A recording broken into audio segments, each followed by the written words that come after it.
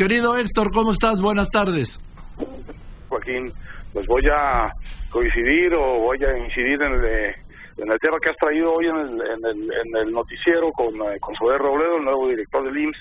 Sí. Y esto que te ha dicho, que me parece muy sensato, que pues no va a descartar el diagnóstico que hizo Germán Martínez al renunciar. Y en particular quiero hacer mi comentario sobre algo que tú le dijiste en la conversación, y que este asunto de el desabasto y la crisis presupuestal en el sector salud, pues es un asunto que debe ser considerado como de seguridad nacional. Así lo veo yo. Y te añadiría que también como un tema de seguridad humanitaria, en el sentido de que lo que estamos discutiendo ahora cuando hablamos de presupuestos y desabasto de medicinas es de que la gente se puede vivir o puede morir de una enfermedad curable, pues por desabasto y por falta de personal, por falta de la atención que sí tenía. En esto quiero ser muy claro respecto de lo que ha dicho el presidente, de que el sector salud se lo dejaron hecho un desastre. Sí, pero esta crisis que está teniendo el sector salud no existió el año pasado. Es una crisis de este gobierno y tiene un origen muy claro, y es que recortaron de más los presupuestos para un sector que, por cierto, esto no se dice mucho, pero ya venía durante el gobierno de Peña Nieto siendo recortado esos presupuestos. Y el recorte adicional que ha hecho el gobierno del presidente López Obrador, como nos lo muestran todas las reacciones de los responsables, todavía no mucho de los pacientes, pero no va a tardar en llegar, estos recortes nuevos ya tocaron hueso, es decir, realmente ya dañaron seriamente la capacidad de operación y de servicio médico de estas instituciones. Y esto, Joaquín, lo quiero decir muy enfáticamente, porque también enfáticamente quiero decir que este gobierno tiene que corregir en eso. Tiene que restituir los presupuestos con cuidado, con el cuidado que no ha tenido al recortarlos, para no afectar a quienes en este momento son los verdaderos paganos de esta decisión burocrática, tecnocrática y presupuestaria, que son los pacientes que en este momento están teniendo que enfrentar y padeciendo esta situación en la que los médicos les dicen, pues no hay suficientes enfermeras, pues no hay suficientes analgésicos, pues no hay suficientes cosas para hacer la operación que tenemos que hacerle a usted, y que esto es algo que no puede estar subordinado a ningún criterio de política pública, porque es lo fundamental, es el trato directo al ser humano enfermo, que necesita tener todo lo que le podemos dar y no podemos quitarle.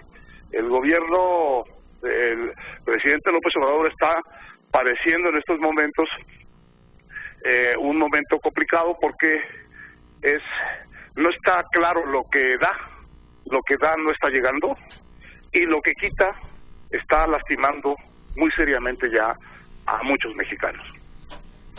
Ahora, el tema, por ejemplo, estoy viendo, esta mañana hizo una declaración el director del Hospital General de Tijuana, el doctor Clemente Zúñiga Gil, y dijo, nos faltan medicinas, pero no ha habido muertos. No sé, me parece una declaración terrible, Héctor. Me parece bien que lo diga el director del hospital, sí, pero creo que es imposible. Primero, porque siempre hay muertos. No hay manera de que haya una gestión hospitalaria donde no haya muertos. La pregunta es si ha habido más muertos que antes o no. Te cuento lo que, como todos hemos estado conversando con gente que sabe del asunto, te cuento un detalle, por ejemplo, del hospital de neumología, sí, de enfermedades pulmonares. Cada invierno, este hospital, y supongo que todos los que atienden estas enfermedades, cada invierno crecen gravemente, notoriamente, el número y la gravedad de los afectados por cuestiones pulmonares. Cada año en este hospital se contratan entre 140 y 180 paramédicos adicionales, temporales, para cubrir el pico de atención. Bueno, este año no. ¿Cuántos fueron los mismos muertos? No lo sé. Lo que sé es que hubo 140 gentes menos todos los días dedicadas a atender a los enfermos de esta afección que suele ser mortal. Y lo dice un dicho cruel mexicano respecto de que febrero desviejadero, quiere decir, en febrero mueren los viejos y mueren proporcionalmente en proporciones muy altas por afecciones pulmonares, por neumonías, etcétera.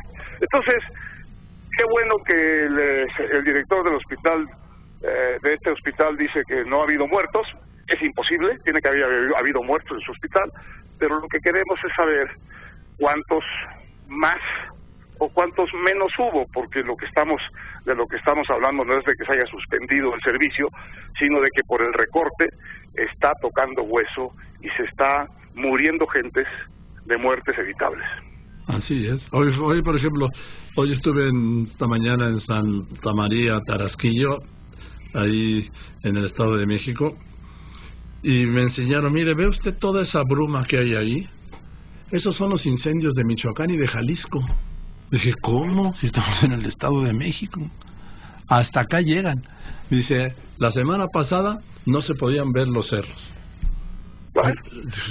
Digo, no sé, ya sé que no tiene nada que ver con esto, pero hablo del tema respiratorio. No, bueno, estos recortes presupuestales, esta austeridad, yo tomando una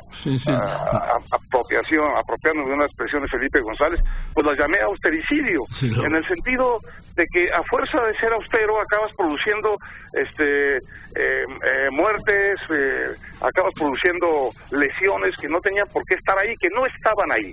O sea, no es cierto lo que dice el presidente, que nos está pasando lo mismo que nos pasaba. No, esto es consecuencia de sus decisiones y yo creo que las tiene que corregir. No es tan... no hay que ir muy lejos para entender la gravedad del problema. Se lo están diciendo los directores de los hospitales, se lo están diciendo las familias que acuden a... Es decir, es una cosa evidente que esto viene del último recorte que hizo el secretario de Hacienda. Bueno, pues que lo echen para atrás y que atiendan a la gente primero y después a sus prioridades presupuestales. Ahora resulta que la mayor frialdad tecnocrática la vamos a tener con el gobierno que se reclama de izquierda y el que dice que primero los pobres. Bueno, la consecuencia que ya está viendo en estos momentos es una privatización de facto de los servicios de salud. Porque lo que la gente está haciendo, lo que hace normalmente la gente cuando no encuentra la solución en el hospital público, va y contrata el privado, aunque se quiebre, Joaquín, aunque venda el coche, aunque venda la casa. Entonces, en esto también desde el punto de vista, digamos, de los propósitos del gobierno, están provocando justamente el efecto contrario del que dicen que persiguen. Están lastimando a la gente, lastimando a los más pobres y privatizando los servicios de salud. Pues sí, en fin, pues gracias, querido Héctor. Te mando un abrazo, como siempre. Esperemos que corrijan de verdad, Ojalá, no, yo no creo que se vayan a mover. Pues ya contaremos después las bajas. Bien, lo haremos juntos. Gracias, querido Héctor. Un abrazo. Gracias, muy bien. Otro abrazo al doctor Héctor Aguilar Camín, ¿sí? Escritor, historialista, escritor, periodista, director de la revista Nexos.